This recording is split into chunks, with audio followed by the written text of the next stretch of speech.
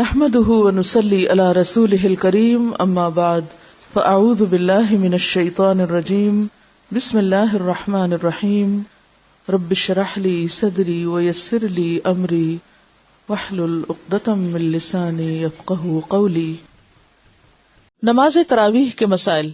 نماز تراویح گزشتہ صغیرہ گناہوں کی مغفرت کا ذریعہ ہے۔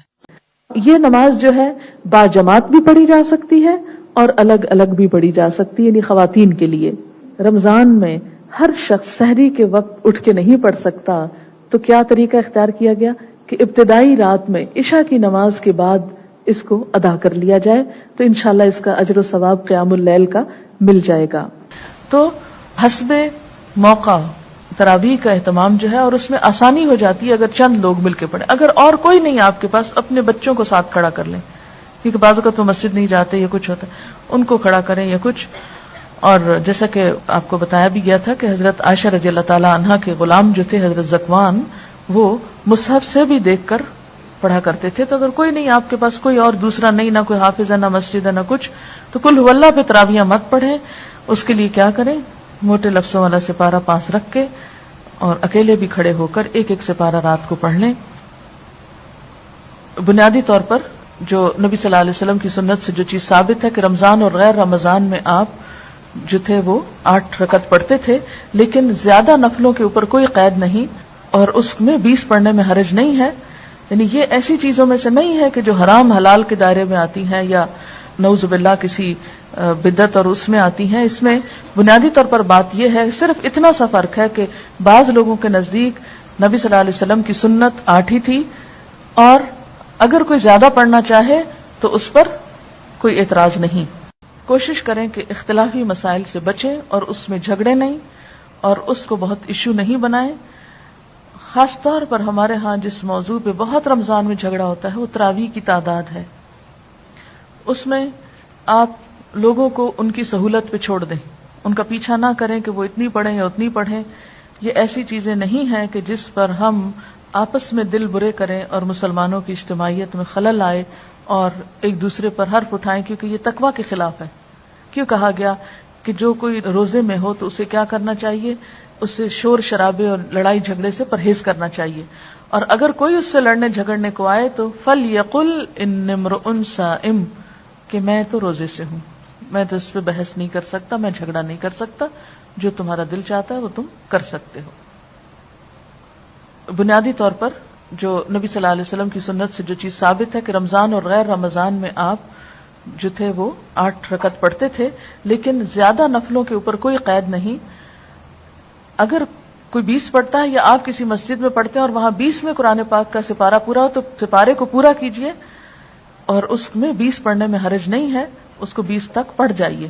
یعنی یہ ایسی چیزوں میں سے نہیں ہے کہ جو حرام حلال کے دائرے میں آتی ہیں یا نعوذ باللہ کسی بدعت اور اس میں آتی ہیں۔ اس میں بنیادی طور پر بات یہ ہے، صرف اتنا سا فرق ہے کہ بعض لوگوں کے نزدیک نبی صلی اللہ علیہ وسلم کی سنت 8 ہی تھی، اور اگر کوئی زیادہ پڑھنا چاہے تو اس پر کوئی اعتراض نہیں۔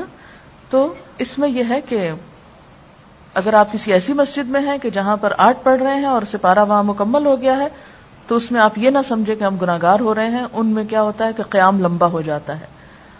نبی صلی اللہ علیہ وسلم کے زمانے میں یہ قیام اللیل ہی تھا، یعنی رات کی نماز تھی۔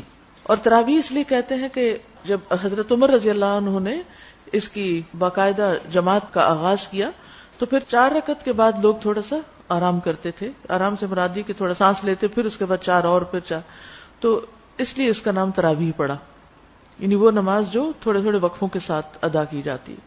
اور یہ نبی صلی اللہ علیہ وسلم کے قول اور فعل دونوں سے ثابت ہے۔ آپ اپنے صحابہ کو قیام رمضان کی ترغیب دیتے۔ تراویح جماعت کے ساتھ پڑھنا زیادہ افضل ہے۔ آپ نے اپنے گھر والوں اور بیویوں کو بھی تراویح کی جماعت میں شریک کیا اور طویل قیام کیا، خصوصاً آخری عشرے میں رات کے قیام کے لیے جگایا۔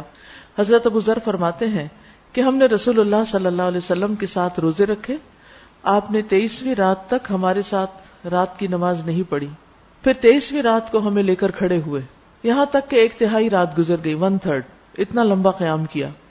پھر 24ویں رات کو نماز نہیں پڑھائی، لیکن 25ویں رات کو آدھی رات تک نماز تراویح پڑھے، پہلے سے بھی زیادہ لمبا۔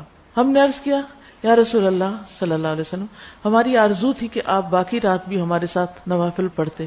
آپ صلی اللہ علیہ وسلم نے فرمایا، جو شخص امام کے ساتھ اس کے فارغ ہونے تک نماز میں شریک رہا اس کے لیے پوری رات کا قیام لکھ دیا گیا، یعنی آدھے میں نماز چھوڑ کے نہ آ جائے انسان، اینڈ تک ساتھ رہے۔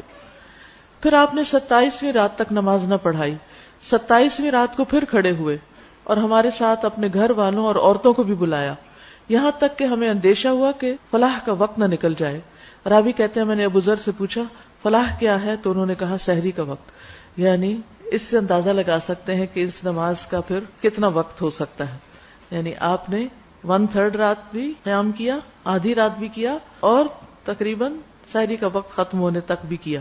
اسی لیے آپ دیکھیں کہ 27ویں رات کو عموماً بعض اوقات لوگ ساری رات قیام کرتے ہیں۔ اب یہ جو آپ صلی اللہ علیہ وسلم کا طرز عمل ہے، اس سے ہمیں پتہ چلتا ہے کہ یہ نماز پڑھی جانی چاہیے، یہ نماز جماعت سے کرنے میں بھی کوئی حرج نہیں، اور اس نماز میں عورتوں کی شرکت پر بھی کوئی پابندی نہیں، وہ بھی شریک ہو سکتے ہیں۔ آپ صلی اللہ علیہ وسلم نے ہر روز کیوں نہیں پڑھائی؟ اس ڈر سے کہ کہیں امت پر فرض نہ ہو جائے۔ تراویح سے پہلے ان آیات کا ترجمہ پڑھ کر جائیں جو امام پڑھنے جا رہا ہو، یعنی جو سپارہ ہو اگلے دن کا اس کو ذرا ایک دفعہ دیکھ لیں کہ کیا آج پڑھا جائے گا، تاکہ خشوع و خضوع قائم رہے۔ نمازوں میں صرف نوافل کی تعداد پر نہیں بلکہ دل کی کیفیت اور خشوع پر بھی خاص توجہ دیں، یعنی صرف نمبر آف رکعت کے اوپر نہیں جائیں بلکہ یہ بھی دیکھیں کہ ان کی کوالٹی کیا ہے، کیونکہ نبی صلی اللہ علیہ وسلم رمضان اور رمضان کے علاوہ 8 رکعت پڑھتے تھے۔ حضرت عائشہ کہتی ہیں تم نہیں جانتے کہ ان کا طول اور ان کا حسن کیا تھا، یعنی وہ رکعتیں کتنی خوبصورت اور کتنی لمبی ہوتی تھی۔ تو بعض اوقات ایک میراتھن ریس لگی ہوئی ہوتی ہے، بس کھڑے ہوئے بیٹھے اٹھے 20 پوری کے ختم کیا۔ تو اصل چیز یہ ہے کہ آپ کتنی توجہ سے اللہ